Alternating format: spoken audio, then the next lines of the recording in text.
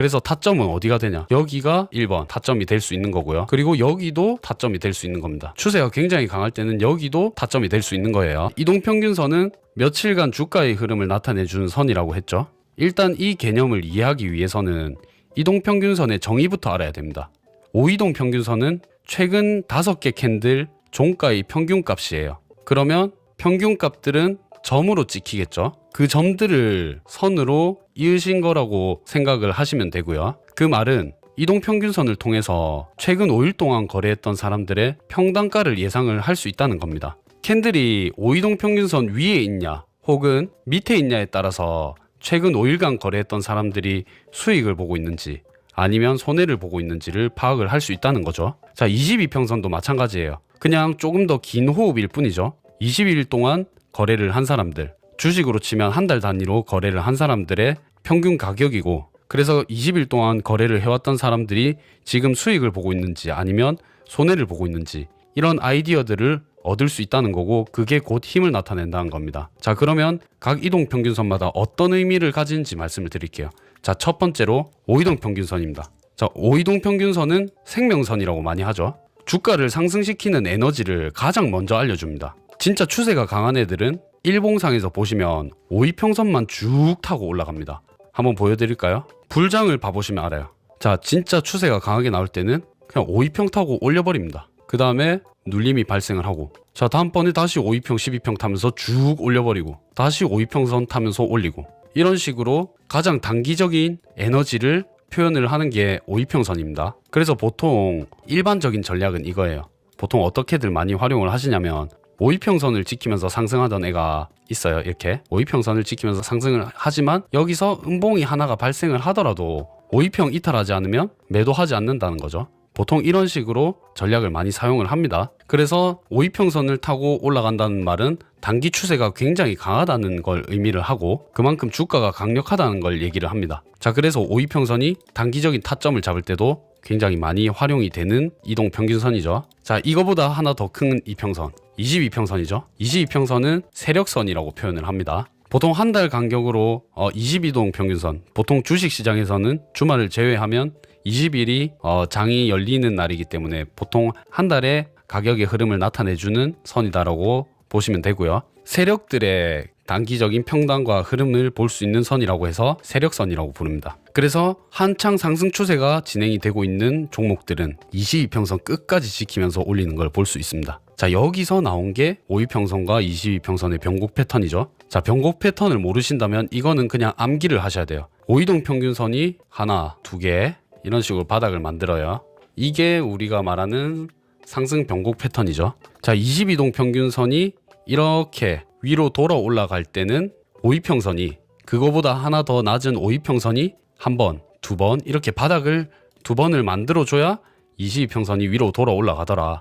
그러면서 단기 추세가 전환이 되면서 상승 추세로 바뀌기 시작하더라 라는 거죠. 그러면서 이렇게 한번 추세가 진행이 되면 5이평선은 이런 식으로 가버리는 경우가 많아요. 추세가 좋을 때는.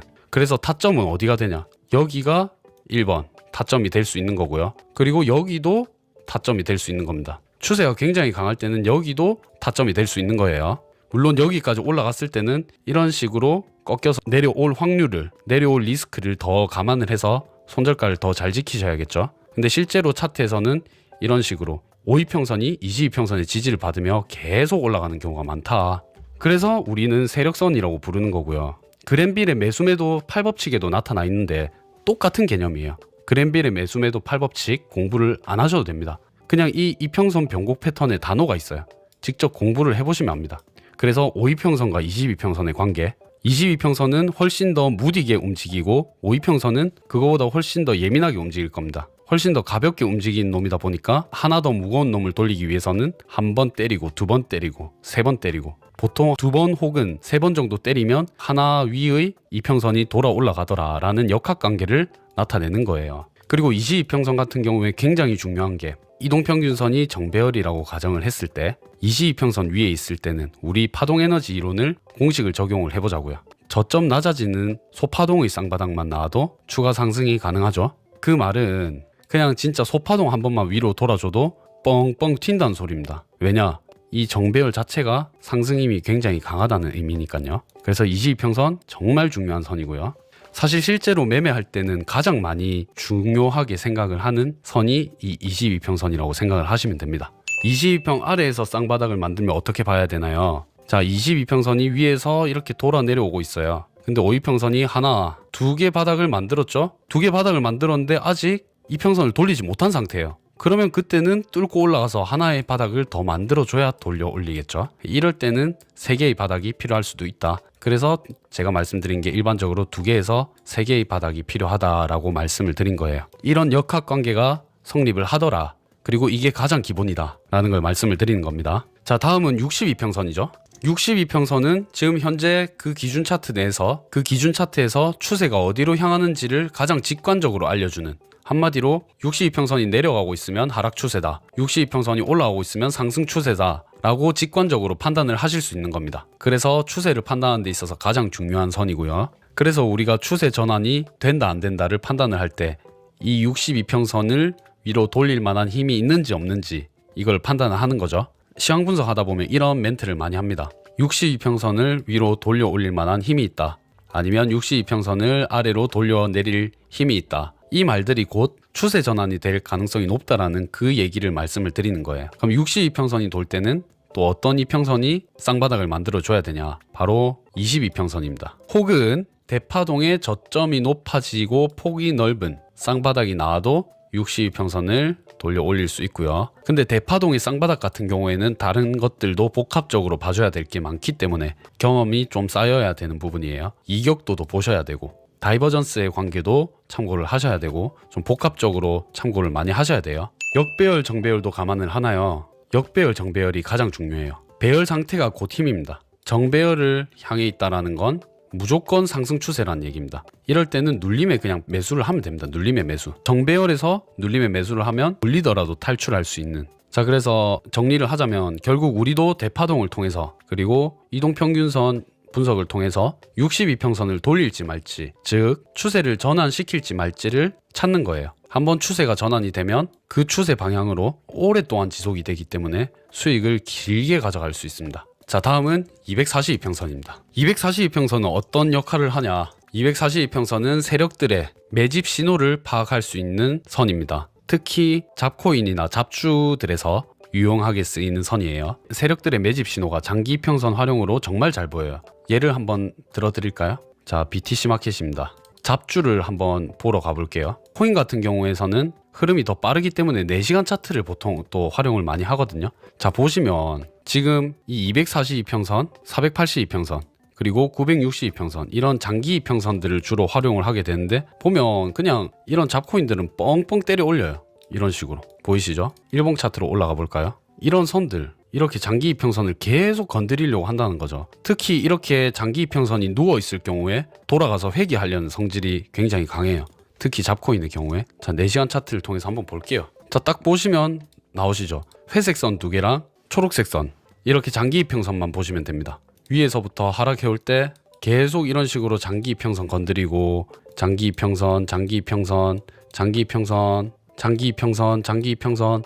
그러면 아까 말씀하셨던 242평선 아니잖아요. 지금 저희가 4시간 차트를 보잖아요. 일봉 차트로 올라가서 보시면 이게 242평선입니다. 자, 그래서 이 이동평균선이 차트에서 가장 중요한 지표라고 하는 이유가 바로 이런 이유들입니다. 그러면 저 위에 스토캐스팅은 왜 3개나 구분해서 쓰는 거야? 이렇게 여쭤보실 수 있는데 일단은 무조건 이 이평선들의 역학관계, 그러니까 이것들의 움직임을 훨씬 더 세부적으로 분석을 할 수 있게 해주기 때문에 쓰는 거예요. 한마디로 제가 아까 말씀드렸던 것처럼 22평선을 아래로 돌려내릴 힘이 있는지 혹은 62평선을 아래로 돌려내릴 힘이 있는지 그 이평선 사이사이 간의 역학관계를 훨씬 더 세부적으로 볼 수 있게 됩니다. 그래서 이평선을 말씀을 드리는 거고, 각 이평선들에 대한 의미를 잘 모르시는 분들이 많더라고요. 그래서 오늘은 굉장히 기본적인 내용이지만 실제 차트에서 사례를 보여드리면서 한번 설명해보는 시간을 가졌습니다. 자, 그리고 이런 걸 토대로 기준 차트를 잡으실 수 있는 거죠.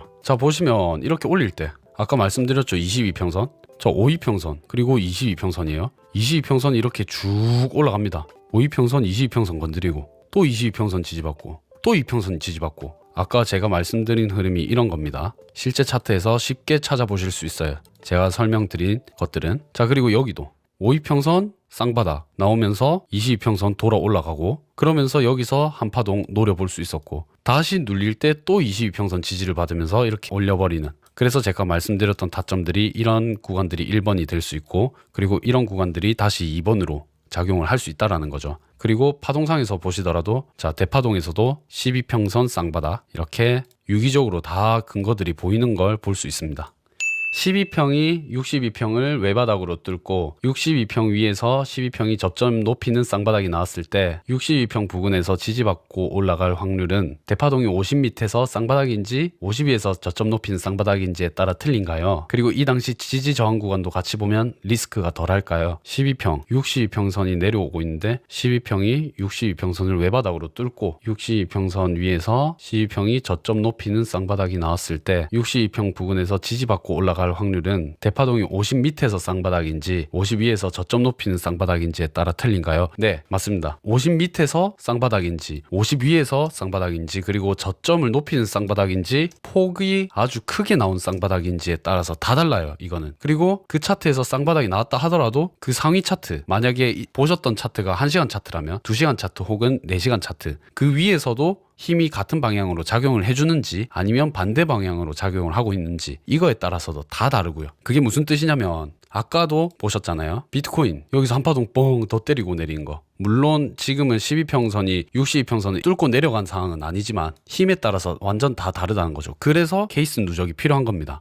대파동과 12평선 다이버전스도 봐야 되죠. 네, 대파동은 12평선과 다이버전스를 보시면 됩니다. 그리고 중파동은 5이평선과 다이버전스를 보시면 되고요. 소파동은 캔들과 보시면 됩니다. 그래서 제가 색깔을 맞춰 놓은 거예요. 여기 하늘색, 그리고 12평선 하늘색, 자, 중파동 검은색, 5이평선 검은색. 상황마다 다르겠지만, 그리고 상승장, 하락장마다 다르겠지만 지지 저항선이 우선인가요? 아니면 이평선이 우선인가요? 굉장히 많은 케이스들이 머릿속에 그려지는데 일단은 본지표부터 해석을 하는 게 필요합니다. 지지 저항 잡아놓고 이평선 역학관계 분석하고, 이 두 개는 사실 동시에 돼야 돼요. 추세선은 가장 나중에 봅니다. 일단 이평선 자체도 지지저항선의 역할을 하기 때문에 지금 수평 지지저항의 개념을 말씀을 하시는 것 같은데, 사실 지지저항과 이평선은 같은 본지표로서 한 방에 다 같이 분석이 돼야 됩니다. 근데 그런 경우는 있을 수 있겠죠. 만약에 지금 예를 들어 볼게요. 비트코인 6시간 차트. 6시간 차트에서 아무리 상방 힘이 강하더라도 여기가 주봉 차트에서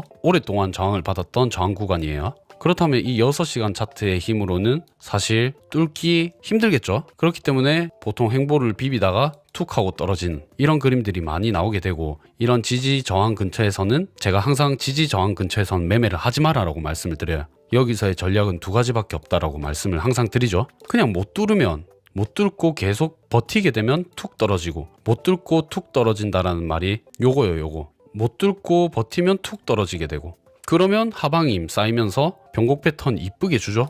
변곡 패턴 이쁘게 줍니다. 그리고 여기서도 쓰리봉 딱 깔끔하게 힘이 보였던 상황이었고, 만약에 여기서 상방 힘이 세다면 이까지 떨어지지도 않아요. 이런 데서 한번 눌렸다가 다시 바로 장대양봉 나오면서 말아 올려버립니다. 강력하게 반발 매수세가 나와요. 그러면서 만약에 강하게 돌파가 됐다, 그러면 그럴 때 눌림에서 받을 수 있는 겁니다. 이런 매물대가 밑에서 형성이 돼 있었죠. 그래서 이런 눌림에서, 사실 이런 클래식한 매매법을 다들 등한시 하는데 클래식은 진부한 게 아닙니다. 중요한 거죠. 무조건 기본기가 제일 중요해요. 우리가 이렇게 파동 에너지를 통해서 역학관계를 판단을 할 때는 진짜 단순히 그림 찾기가 아니에요. 숨은 그림 찾기 식으로 오이동 평균선 어디서 많이 봤던 그림 숏, 이게 아니라 진짜로 이 차트를 통해서 힘을 분석을 할 수 있어야 돼요. 그러면 비트코인 같은 경우에 왜 하락 에너지가 쌓였는데 계속 튀어오르는 거지? 이해를 할 수 있게 됩니다. 대응을 할 수 있게 되고, 이런 구간 단기 차트 들어가 보면 하방힘 쌓였어요, 분명히.